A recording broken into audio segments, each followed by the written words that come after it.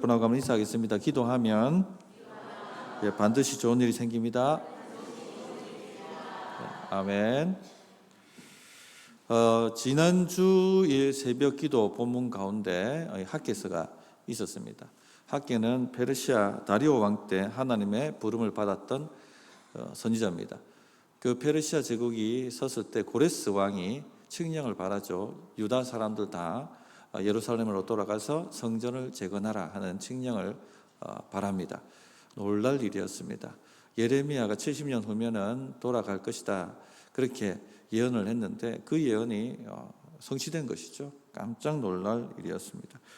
근데 이 70년 동안 페르시아의 바벨론 제국 거치면서 살면서 그 사람들이 거기에 터를 잡고 살았습니다. 자식을 낳고 또 그 후손들이 있죠. 그 후손들이 살았고 또 그들이 거기서 생업을 일구고 그렇게 살았는데 여기 모든 생업과 터전을 다 내려놓고 그 후손들은 가본 적이 없는 곳이지 않습니까? 그 여행을 해서 먼 곳을 떠나서 예루살렘으로 돌아간다 하는 것이 쉽지는 않았을 것입니다. 그러나 하나님께서 돌아가서 성전을 재건하라 하는 그 부르심에 이들이 믿음으로 응답을 합니다. 그리고는 이제 돌아가는 것이죠. 그 돌아가는 행렬이 얼마나 흥분됐겠습니까? 이제 하나님의 역사가 일어나는구나. 길이 쫙쫙 열리고 이사야가 예언했던 것처럼 사막이 강을 내고 사막에 대로를 만들고 그렇게 하는 것처럼 광야길을 지나서 쫙쫙 하고 예루살렘으로 돌아갔을 것입니다. 그런데 거기서 모든 것이 다 일사천리로 될 것 같았는데 그리 되지 않았습니다. 이방인들의 방해가 있었고 저들이 반역을 하기 위해서 성전을 건축한다 하고 고소고발이 있었고 그런 것 때문에 크게 낙심이 되어서 18년 동안 때가 아니다 생각해가지고 성전 재건을 멈춥니다. 그리고 자신의 생계를 위해서 또 이 상에서 터를 또 하고 살아야 되니까 그 일에 전념하면서 살았습니다. 하나님께서 학개 선지자를 이렇게 세우셔서 너희들 이 행위가 옳지 않다. 왜 사명을 내팽개치고 너희들 집을 세우는데 집중하고 있느냐 하고 책망을 하시면서 빨리 성전을 다시 재개하라, 재건하라. 그렇게 하나님께서 독려를 하십니다. 그 말씀에 또 회개하고 감동을 받아가 다시 우리가 이렇게 살아서는 안 된다 하고 성전 재건을 시작하거든요. 그런데 시작했는데도 불구하고 그러면 좀 뭔가 길이 열리고 이래 돼야 되는데 또 쉽지 않았다는 것입니다. 낙심이 찾아왔습니다. 공사를 시작한 지 한 달도 못 되어서 낙심이 찾아왔습니다. 그래서 오늘 첫 번째 드리고 싶은 말씀은 현실은 우리에게 낙심을 준다는 것입니다. 현실만 보면 낙심이 됩니다. 그 1절을 보시면 일곱째 달 곧 그 달 21일에 여호와의 말씀이 선지자 학개에게 임하니라 이르시되 라고 말씀을 하시죠. 여기 7월 21일 유대인 절기로는 초막절 마지막 날입니다. 초막절이 뭡니까? 하나님께서 광야 시대 때 이스라엘 백성들을 먹이고 입히셨다. 그것을 기념하는 절기지 않습니까? 우리 하나님은 우리를 공급하시고 입히시는 분이시다. 그러면서 여름 그 추수 때 그 추수를 하나님께 감사하면서 그 광야 시대 때 우리를 인도했던 그 하나님까지 소환해가며 하나님은 우리를 먹이시고 입히시고 우리를 책임지시는 분이시다. 이런 고백하는 절기거든요. 그렇게 감사하고 찬양하고 경배하고. 그런데 이 초막절이 또 중요한 이유가 있습니다. 솔로몬 시대 때 솔로몬 성전이 세워지고 그 봉헌할 때가 언제인 줄 아십니까? 초막절. 그때 솔로몬 성전을 하나님께 봉헌하여 드렸던 것입니다. 자, 그런데 보십시오. 성전 재건하는 백성들이 지금 막 다시 성전 재건을 힘내자. 하나님이 하라고 하셨다. 하나님께서 힘 주신다. 우리와 함께 하신다 하고 했단 말입니다. 그런데 3주 초막절 절기가 되었는데 이 낙심이 오는 겁니다. 왜냐하면 그 당시 가뭄이 있었기 때문에 추수가 별 것 없었어요. 힘들었습니다. 하나님이 우리를 책임지신다고 했는데 우리를 먹이시고 입히신다고 했는데 지금 이게 뭐지? 또 솔로몬 성전의 큰 영광을 생각을 했는데 공사 시작했는데 방해는 여전하거든요. 뿐만 아니라 물자도 부족했습니다. 초라했습니다. 이 현실을 보니까 힘이 생기겠습니까? 빠지겠습니까? 이 현실만 보면 당연히 힘이 빠질 수밖에 없습니다. 그래서 3절에 하나님께서 이렇게 말씀하시죠. 너희 가운데 남아있는 자 중에서 이 성전의 이전 영광을 본 자가 누구냐? 이제 이것이 너희에게 어떻게 보이느냐? 이것이 너희 눈에 보잘것없지 아니하냐? 이 성전의 이전 영광을 본 사람들이 아직 살아남아 있었습니다. 예루살렘이 멸망할 때 한 10살쯤 되는 그런 나이쯤 되는 분들이 살아서 귀환을 했겠죠. 그때 당시 나이로는 80세쯤 되는. 그때 이 영광, 솔로몬 성전의 영광을 본 어른들이 보니까 이거 너무 형편이 없거든요. 너무 보잘것없는 것입니다. 이게 뭐냐 지금 우리가 뭐 하는 거냐?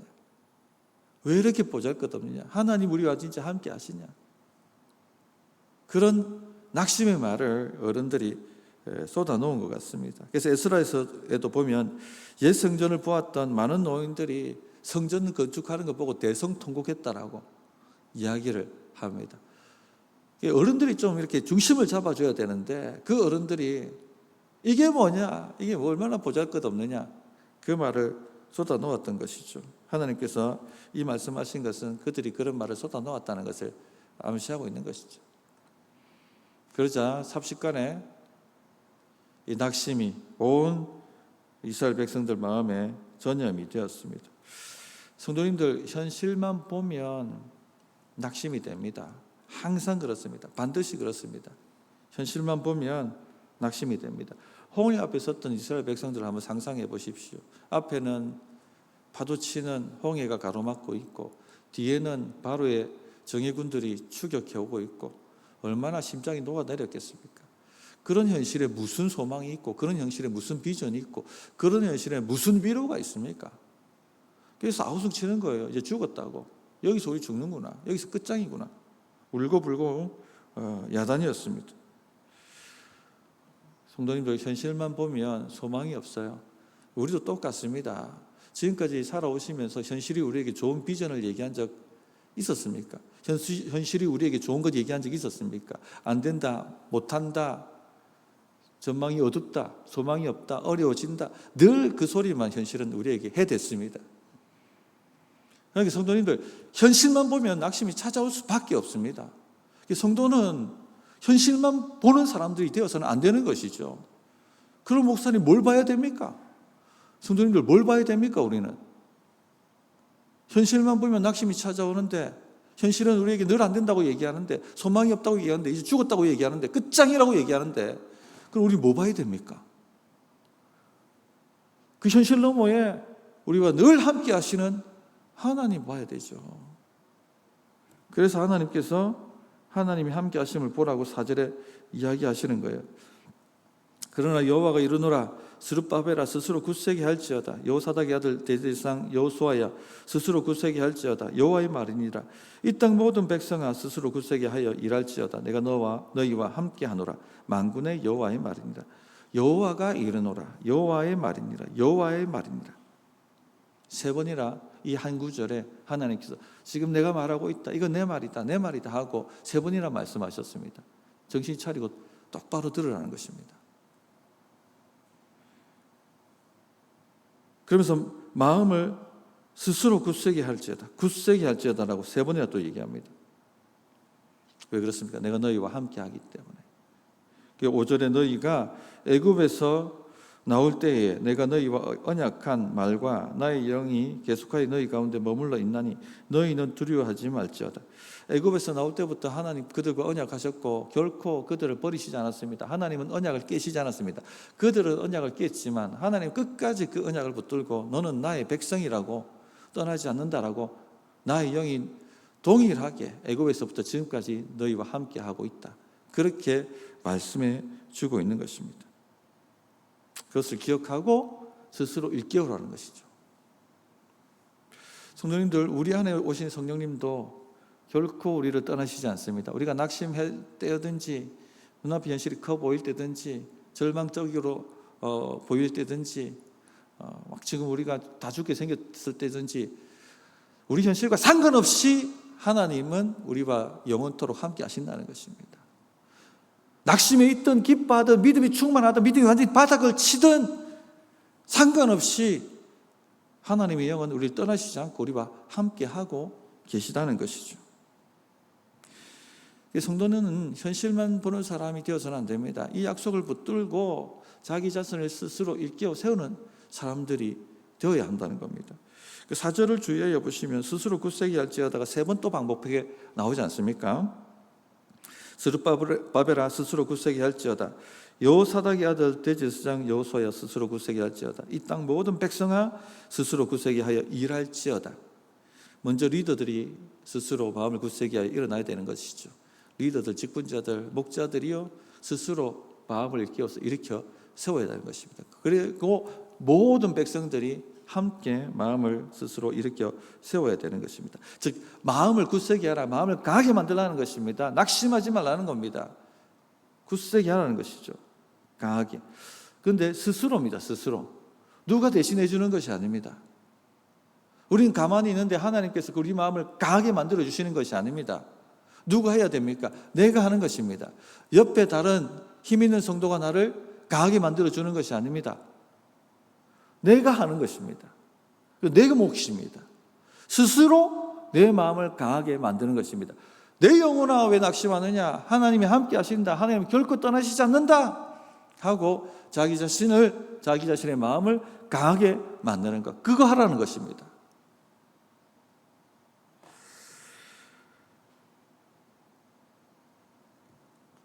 주저앉아 있는다고 낙심에 차서 넋두리하고 앉아 있는다고 일이 해결되는 것 아니죠. 믿음을 가지고 낙심의 자리에서 자기를 이렇게 세우고 주의 일을 하라고 자기 자신에게 채찍질하고 자기 자신의 마음을 강하게 만들고 그렇게 해야 하는 것입니다. 그게 믿음 생활입니다. 그게 믿음 생활. 그게 믿는 것입니다. 많은 분들이 믿음을 착각하고 있는 게 나는 믿습니다 하면서 알아서 모든 게 다 돌아가고 세상이 바뀌고 모든 게 다 그렇게 되기를 원하는 겁니다. 자기는 낙심에 차 있고 걱정과 염려에 차 있으면서 그 믿음이 아닙니다. 그건 신앙생활을 하고 있는 게 아니죠. 믿음이란 것은 현실이 암담해 보이더라도 하나님이 나와 함께 하신다고 자기를 채찍질하면서 오늘도 몸을 일으켜서 마음을 일으켜서 정말 마음은 내키지 않지만 일하러 가는 것이고 성전을 재건하는 것이고 교회를 봉사하는 것이고 사명의 자리에 앉아 있는 것입니다. 오늘 기도가 정말 즐거워서 나오신 분들도 있고 아니면은 그냥 이렇게 자기를 채찍질하면서 기도회로 나오신 분들도 있습니다. 그게 신앙생활입니다. 그게 신앙생활. 그게 믿음 생활이에요. 목사님 그렇다고 그러면 뭐가 바뀝니까? 현실이 바뀝니까? 이런 질문을 하시는 분들이 있습니다. 목사님 제가 그렇게 치열하게 믿음을 일으키고 스스로에게 채찍질하고 신앙생활을 한다고 뭐 현실이 바뀝니까? 하나님의 말씀 바뀐다고 얘기하십니다. 6절을 보시면 만군의 여호와가 이같이 말하노라. 조금 있으면 내가 하늘과 땅과 바다와 육지를 진동시킬 것이요. 하늘과 땅과 바다와 육지를 진동시키신다고 말씀하시죠. 전통적인 학자들은 이것을 물리적인 하늘과 땅과 바다라고 생각을 합니다. 그래서 종말의 때에 이 물리적 하늘과 바다와 땅이 진동할 것이다. 그렇게 그 종말의 때를 지금 예언하고 있는 것이다. 그렇게 생각을 합니다. 저는 그렇게 생각 안 합니다. 지금 낙심이 차서 지금 죽게 생겼는데 저 종말의 때에 위로를 받을 것입니다. 그게 성도님 솔직히 말해서 위로가 됩니까 그게? 지금 내 가정이 박살나 있고 내 사업터가 박살나 있고 지금 병들어 죽게 생겼는데 저 마지막 때에 다시 새롭게 될 겁니다. 위로가 됩니까 그게? 지금 나사로가 죽었습니다. 주여 마지막 때에 다시 살 줄 내가 믿나이다. 아니 내 그 말하고 있는 게 아니야. 주님이 그 말씀하고 있죠. 그래서 현대의 많은 학자들은 이 말씀을 예언적 비유라고 해석을 합니다. 즉 정치적 격변이 일어날 것을 예언하고 있다고 그렇게 보는 것이죠. 그러니까 바로 7절에 설명을 해줍니다. 친절하게. 따라오는 모든 나라를 시킬 것이다 하고 이미 얘기를 해주고 있는 것이죠. 7절 보시면 또한 모든 나라를 진동시킬 것이며 모든 나라의 보배가 이르리니 내가 이 성전의 영광이 충만하게 하리라. 만군의 여호와의 말이니라. 모든 나라들이 이스라엘 돕도록 하나님께서 모든 나라를 진동시켜 버리셔서 움직이셔서 이 성전 제거를 돕도록 물자가 들어오고 금과 은과 은이 들어오고 모든 돕는 손길들이 들어오도록 내가 만들어 버리겠다. 지금 그 말씀을 하고 있는 것입니다. 그런데 이 일이 일어났죠. 에스라서 보면 에스라가 2차 기원을 합니다. 스룹바벨이 1차 기원이었고 세월이 오래 지난 다음에 에스라가 2차로 기원을 하게 되는데 아닥사스다 왕 때 그 아닥사스의 조서를 에스라에 딱 기록을 해주고 있습니다. 그렇게 뭐라고 되어 있습니까? 새벽 기도 시간에 다 봤던 본문입니다만 한번 집에 가서 보시면 너무 기가 막힙니다. 거기 조서를 보면요, 은금을 가지고 가라고 얘기합니다. 그리고 유브라데 강 저쪽 너머편에 있는 모든 창고지기에게 모든 재정을 이들이 필요한 대로 쓰도록 조서를 내립니다. 물자를 공급해 주는 것입니다. 천지개벽한 일이죠. 지금 이 학계가 움직일 때는 전혀 일어날 것 같지 않은 현실이었습니다. 근데 조금 있으면 내가 하늘과 땅과 바다를 진동시킬 것이고, 즉 모든 나라를 진동시키셔서 너를 돕도록 은금이 들어가도록 물자가 공급되도록 그렇게 만들어 버릴 것이다. 그러면서 아닥사스다가 조서를 내리는데 도와주라, 방해하지 마라, 방해하는 사람 다 죽여버릴 테니까 이스라엘 성전 제거하는 거 도우라, 그렇게 조서를 씁니다. 완전 역전이죠. 완전 역전. 지금 당장 내 현실이 암울해 보인다고 낙심에 타서 아유 나 못하겠습니다, 나는 이세로 죽습니다, 난 끝장입니다, 그렇게 말하고 앉아있지 말고 스스로 강하게 만들고 믿음을 이렇게 세워서 한 걸음 한 걸음 싸워서 나가라는 것입니다. 그러면 때가 되면 하나님께서 온 천지 만물을 진동시키셔서 모든 필요한 것들을 공급시키시고 역전시켜 버리신다 하는 말씀입니다. 말씀을 맺겠습니다. 성도님들, 보이는 현실에 낙담하지 마십시오. 이번 한 주간 살면서 보이는 현실 때문에 낙심한 분들이 있습니까? 하나님이 함께 하신다는 걸 붙드세요. 그리고 마음을 강하게 만들고 이렇게 세워 싸우십시오. 참 그렇게 하기가 힘들다는 걸 압니다. 영적 싸움이니까. 저도 현실 보면 낙심 찾아올 때가 많습니다. 그러나 강하게 만들고 이렇게 세웁니다. 그게 쉬운 일입니까? 그런데 믿음이 그런 것입니다. 자, 그렇게 한 걸음 한 걸음 나아가면 정말 될 것 같지 않은 현실이 바뀐다는 겁니다. 하나님께서 하늘과 땅을 진동시켜 버립니다. 정책도 바꿔버리고 조소도 바꿔버리고 은도 내 것이고 금도 내 것이라고 말씀하시지 않습니까? 이전 영광보다 이후 영광이 더 영광스러울 것이다, 그렇게 말씀해 주시지 않습니까? 그러므로 하나님이 함께 하신다는 믿음을 가지고 전진하는 우리 모든 성도님들이 되셨으면 합니다.